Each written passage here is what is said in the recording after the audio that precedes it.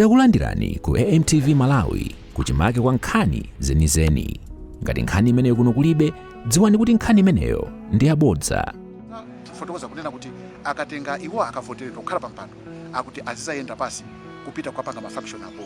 Ndiye ndofuna ndafusa Kabambe zimene akunenazi ndizoona. Munthu ungachoke kulilongwe ukafuna ndi faction kunsanje uyenda pasi ukafika kunsanje.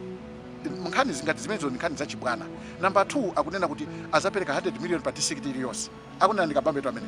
Kabambe ali ku Reserve Bank. Timauzidwa kuti amalanda ndama yokwana 28 million. 28 million ndama yambiri.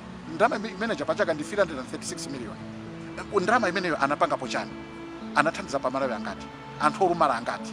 Anthu okalamba angati. Masaikoloni awo amachitika. Ndiliti limene anatenga pondama kwathandiza anthu. Koma lero akuona ngati alaza sichapera kulepera. Akuiwala kuti Yesu pazana paja amalepera, amalandira ndrama koma samathandiza Malawi. Koma lero azioneka ngati tsopano iwo ndi achati ndi ngati akuvera chisoni Malawi. Ndi pemphe mtundu wa Malawi. Tiye tikhazikike pa alaza sichapera.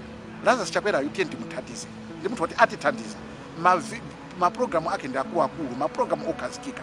Woti Malawi ino titampasa alaza sichapera zaka 31 ngati mene anapangira kamuzu. Dziko lathu lino lisita.